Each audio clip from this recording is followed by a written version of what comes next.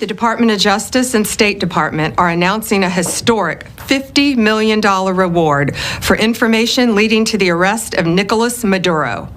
Maduro uses foreign terrorist organizations like TDA, Sinaloa, and Cartel of the Suns to bring deadly drugs and violence into our country.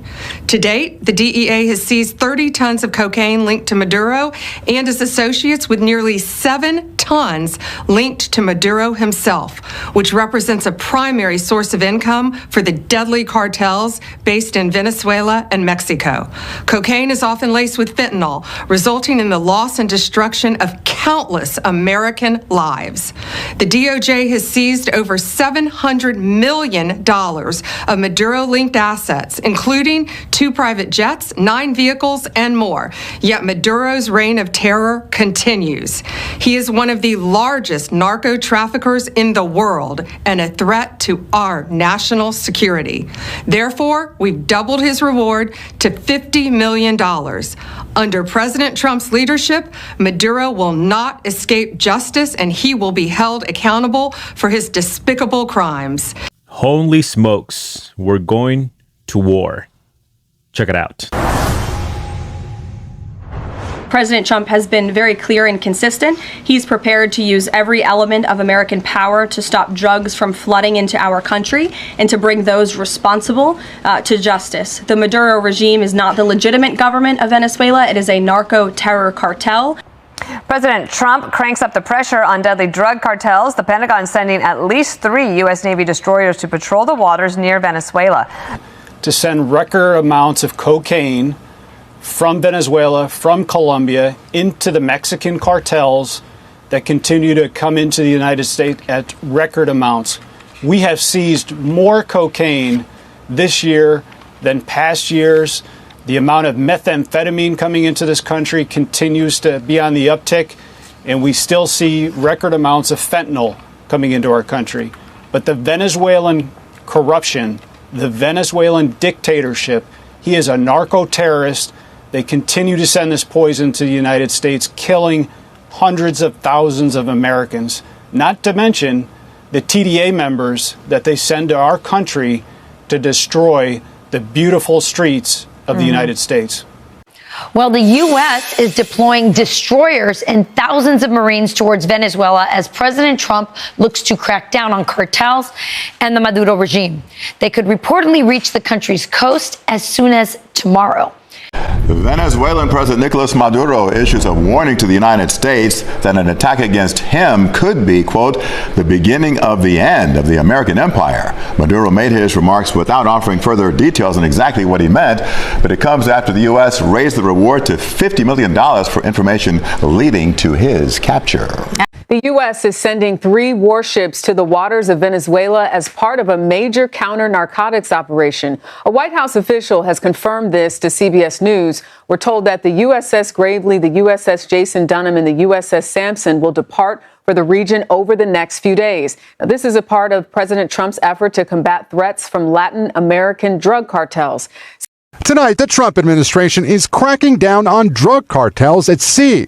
A source briefed on the matter tells NBC News the U.S. is planning to deploy these 3 warships near Venezuela. President Trump focusing on drugs coming to the coasts after reducing illegal border crossings to record lows. They continue to send drugs into our country, Venezuela. Yeah, they've been very nasty.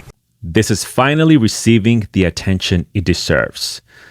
I know you must be thinking, but you told us you don't want any more wars. That's correct. I don't want any more stupid wars supporting other countries that have nothing to do with us. But this one does.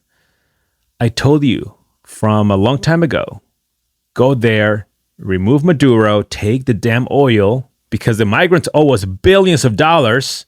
They've been leeching off the American taxpayers for years, in addition to the violent criminals who have taken lives of many American people.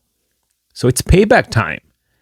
Get him out, arrest him, take the oil, let's get a lot of the money back, and maybe even with interest, if possible. And guess what? When Maduro falls, all of those millions of fake asylum applications just drop completely. They can go ahead and go back because there's nothing to lie about anymore. You know, a lot of these are liars saying, oh, the government is after me. It's not true. They're not chasing after them. They're going after the top opposition leaders. But they know the Venezuelan government is not going to give us any type of records. So they just hide behind that lie that they're being chased. And it's not true. So once that happens, they can finally go back in massive numbers. They have no reason to be here anymore. So we take out a narco-terrorist who is destroying this country. This would be a huge gut punch to the cartels in South America. And all of these migrants have to go back. No more excuses. And so here are the latest details. Let's get started.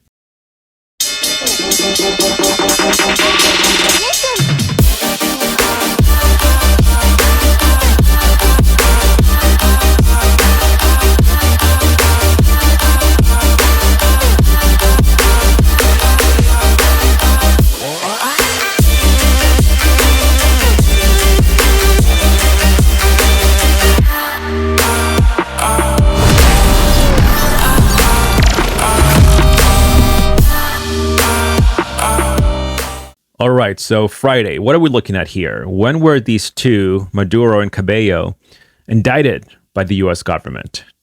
So, boss, about Nicolás Maduro and Diosdado Cabello, the U.S. officially indicted them on March 26, 2020, on charges of narco-terrorism, drug trafficking, and weapons violations.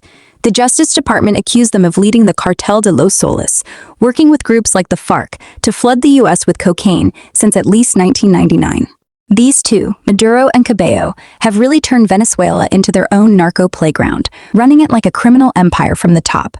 Unlike Pablo Escobar, who was a kingpin outside the system, these guys control the state itself. They allegedly use military and government networks to move tons of cocaine, especially through the Cartel de los Soles, which they've been linked to since the late 90s. The U.S. says they've worked with groups like FARC and Mexico's Sinaloa cartel, raking in billions while Venezuela starves. Cabello, with his deep military ties, is seen as the muscle, while Maduro holds the political reins, dodging sanctions and staying cozy with allies like Russia and China. They've got militias, corrupt officials, and even Hezbollah connections, according to some reports, making their grip scarier than Escobar's ever was. Fair enough. What about the migrants? Boss, it's wild how Maduro and Cabello turned the southern border into a damn revolving door for all sorts of shady characters. Their regime's collapse of Venezuela's economy and security pushed millions to flee, including criminals and gang members like those from Tren de Aragua, who've been tied to violent crimes in the U.S. since at least 2018. Their government's been accused of handing out fake passports and IDs, letting sketchy folks, some say even Hezbollah-linked types, sneak through with legit-looking papers. They've been running the Cartel de los Soles, allegedly funneling drugs and criminals across the border, knowing it's screw with the U.S. while they pocket the cash. Over 7.7 million Venezuelans have bolted since 2014, and a chunk of those hitting the southern border, especially from 2020 to 2024, include what some call freeloading opportunists and hardcore criminals, taking advantage of the chaos Maduro and Cabello created. Unbelievable. Even ties to Hezbollah. These guys are major terrorists. They're like the new Pablo Escobar. Like she said, the difference here is they control the Venezuelan government. So who is going to arrest them? They control the military over there. And we are not in a direct war with them just yet, but President Trump is sending a clear message. And like I said, finally, the mainstream media is giving this some attention, but they still lack a lot of those important details that the Spanish channels have been recently sharing with their audience. So I translated those clips and here they are for you. The United States government has stepped up its actions against a criminal organization that not only traffics narcotics, but according to the administration itself, represents a threat to the stability of the entire country. We are talking about the Cartel de los Soles, a drug trafficking network allegedly led by Nicolás Maduro and made up of high-ranking officials of the Venezuelan regime, as well as military allies. Doricel Alvarado has the special report for us. Good afternoon. That's right. For many years, the Cartel de los Soles was considered almost an urban legend that was talked about a lot, but little was known. Today, there is a petition to have it designated as an international terrorist organization. The U.S. justice system is offering millions of dollars in rewards for its alleged leaders.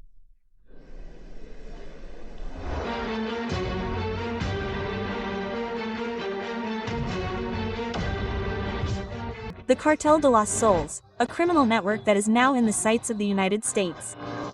For them, Venezuela not only exports oil, but also large shipments of cocaine that are protected by the military and escorted by the Chavista regime. We are talking about a country taken over by a group of criminals, and they are using all the power that comes with owning a country like Venezuela.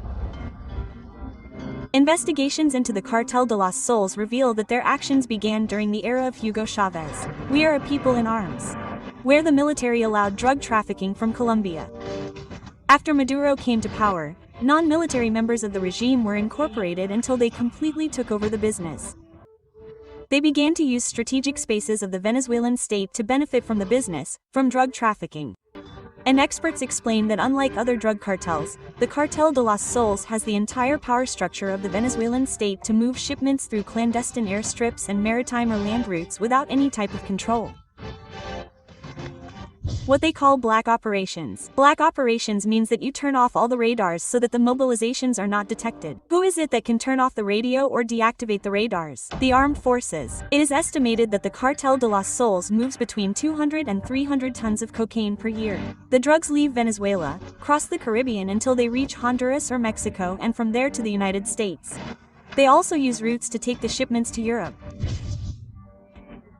This air bridge was established in 2016 and has grown fivefold in just 4 years.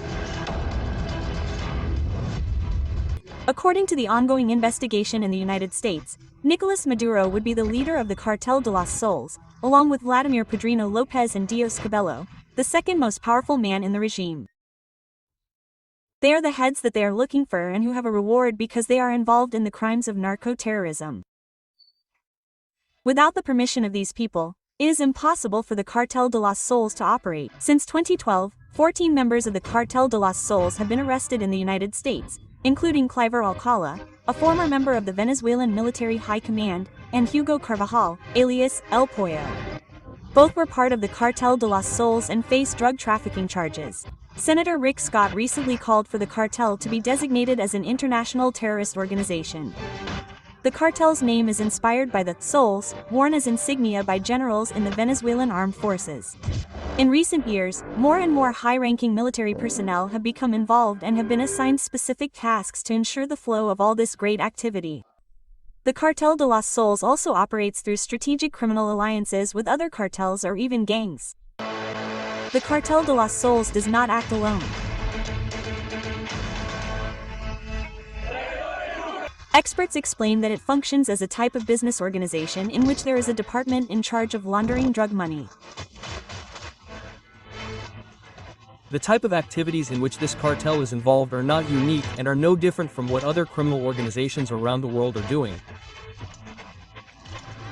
We are generals of the people. The active investigation against the Cartel de los Soles in the United States reveals that for years this criminal network has not only tried to bring money into the country's financial system, they also launder money through the purchase of real estate and high-volume businesses such as hotels or restaurants. It is very easy to say that you sold 80 dishes when in reality you sold 2 dishes. It is not very easy to say that all the rooms are occupied when in reality there is no one there in that building. But experts explain that to achieve this they need some partners who are not only their front men, but who also manage the creation and operation of companies that support money laundering.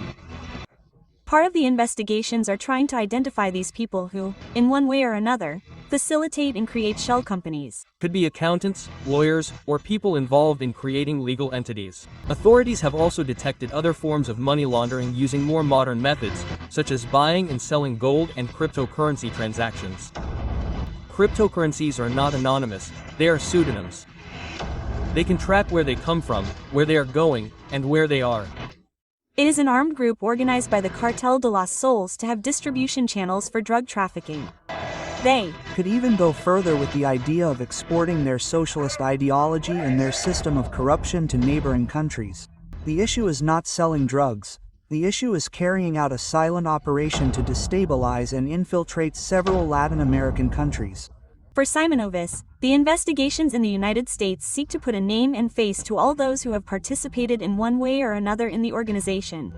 Who are no longer anonymous, who are now under surveillance. They and their entire circle are on the radar of investigations.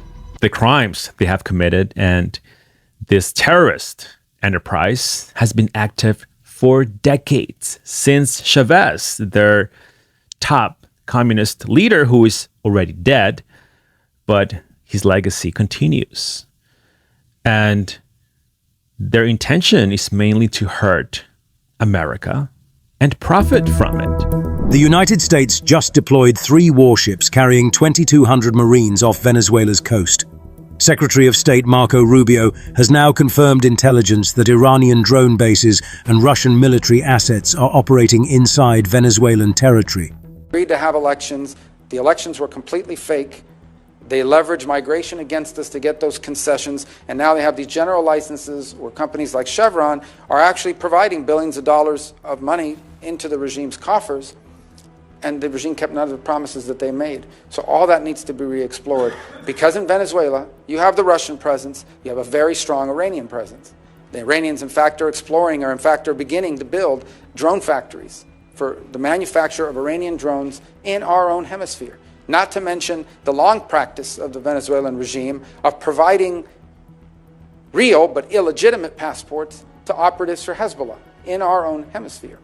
And lastly, and I leave it lastly to Cuba. The White House announced these deployments yesterday, with Press Secretary Caroline Leavitt declaring, "The Maduro regime is not the legitimate government of Venezuela. It is a narco-terror cartel." President Trump ordered the Marine deployment alongside 3 guided missile destroyers in what officials call a counter-narcotics mission. But this goes far beyond drug interdiction operations. European Parliament reports confirm Iran has established drone manufacturing facilities on Venezuelan soil. These facilities produce advanced unmanned aerial vehicles that could reach American territory within hours. Russia's military presence includes hosting war games with Chinese forces for the first time. They've signed strategic agreements giving Moscow permanent military access to Venezuelan ports and airfields. Secretary Rubio addressed these threats directly last week. Foreign adversaries are using Venezuela as a platform to project power against the United States. The numbers explain why this matters right now. Venezuela sits just 1,300 miles from Miami's coast. Iranian drones launched from Venezuelan territory could reach major American cities before detection systems fully respond. See what I mean? So I think it is fair for us to either take them out or capture them and take that oil. We can take the oil. Now it's our time to profit and get some financial payback as well. Remember, last time we offered 25 million was for Osama bin Laden, if I'm not mistaken. This guy now has a higher reward than bin Laden. So in essence, he is our new Osama bin Laden.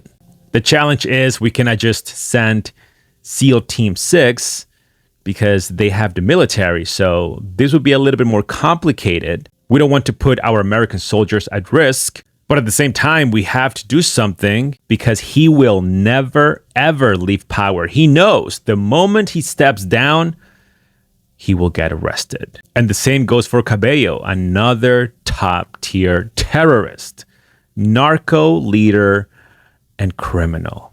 Certainly, we can blame the Democrats for opening the door, but Maduro and Cabello are the source. They are the source of a lot of these drugs pouring into the country and all of these criminals and freeloaders also coming from their communist empire. And it has to end. Let me know your thoughts in the comment section below. On another note, I'm working on this other episode about one of Maduro's communist children, Katiuska, the broke migrant CEO. She recently made some legal threats against me. That's right, an illegal border crosser made some legal threats against me for exposing her vile and fraudulent behavior against the American taxpayers. And so what will happen is I'll continue to expose her until ICE officials remove her from this country. Please smash the like button, subscribe, and share all of these videos with everyone you know. And thank you to those of you who go the extra mile to support this content. The shout outs are down below. Take care, and I'll see you guys next time. No. Wait.